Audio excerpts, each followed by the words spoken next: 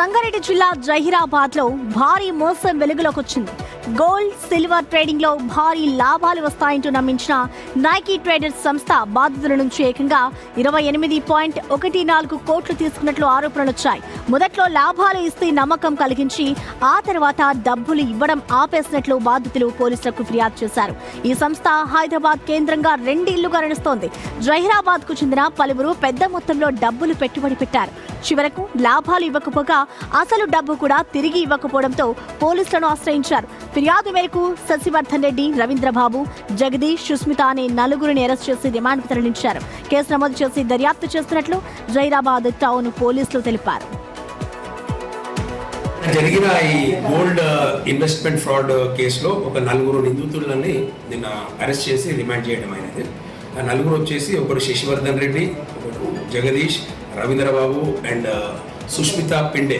ఈ 4 గతంలో కూడా హైదరాబాద్ సిసిఎస్లో మరియు సైబరాబాద్ ఈఓడబ్ల్యూలో ఆల్రెడీ కేసెస్ అయినాయి.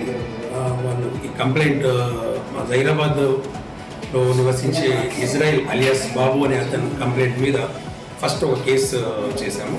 అందులో ఫస్ట్ కేసులో వచ్చేసి టోటల్గా అది 14,98,00,000 పైచిలకు ఇన్వెస్ట్మెంట్ ఫ్రాడ్ చేశారు. ఈ కేసులో 4 నిందితులను అరెస్ట్ చేసి నిన్న రిమాండ్కు తరలించడం అయింది.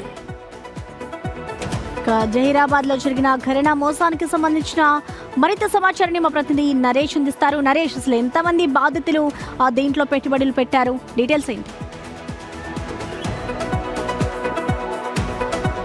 జహీరాబాద్ లో దాదాపు 28 కోట్లకు పైగా నైకీ ట్రేడర్ సంస్థ పేరుతోటైతే పెద్ద మొత్తంలో పెట్టుబడులు వసూలు చేశారు. ముఖ్యంగా గోల్డ్ సిల్వర్ లాంటి సంస్థల్లో పెట్టుబడులు పెట్టి స్టార్టింగ్ లో మొదట్లో అయితే లాభాలు వచ్చినట్లుగానే బాధితులకు అందించడంతో వాళ్ళు నమ్మబలిగారు. ఆ నమ్మకంతో పెద్ద మొత్తంలో మిగతా బాధితులందరూ కూడా పెట్టుబడులు పెట్టడం జరిగింది. ఆ తర్వాత కొన్ని రోజులకు అంటే పెట్టుబడి పెట్టినటువంటి బాధితులంతా కూడా ఆ నైకీ ట్రేడర్ సంస్థను సంబంధించినటువంటి ప్రతినిధులను సంప్రదించగా వాళ్ళు ప్రాపర్గా స్పందించకపోవడంతో మోసపోయామని గ్రహించినటువంటి బాధితులంతా కూడా పోలీసులకు ఫిర్యాదు చేయడం జరిగింది.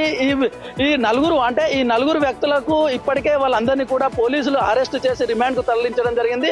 వీళ్ళంతా ఏపీకి సంబంధించిన వాళ్ళుగా పోలీసులు గుర్తించారు. మొదట్లో అందరికీ నమ్మబలికి ఆ తర్వాత ఒక్కొక్కరి నుంచి కూడా పెద్ద మొత్తంలో డబ్బులు వసూలు చేసినట్లయితే పోలీసులు చెప్తున్నారు. బాధితులంతా కూడా తాము మోసపోయామంటూ కూడా ఆవేదన వ్యక్తం చేస్తున్నారు. ఇదెంత మొత్తంలో కూడా తమకు న్యాయం చేయాలంటూ బాధితులు అయితే ఆందోళనకు దిగుతున్నటువంటి సిచ్యువేషన్ అయితే కల్పిస్తుంది. ఈ బాధితులంతా హైదరాబాద్ కేంద్రంగా దాదాపు 2 ఏళ్ల ముందు నుంచే ఈ దందా కొనసాగిస్తున్నట్లయితే పోలీసులు తెలపడం జరిగింది. వీళ్ళందరికీ అంతా కూడా పెద్ద మొత్తంలో ఈ అమౌంట్ కొల్లగొట్టడంతో అయితే బాధితులు తీవ్ర ఆందోళన వ్యక్తం చేస్తున్నారు. Thank you Naresh.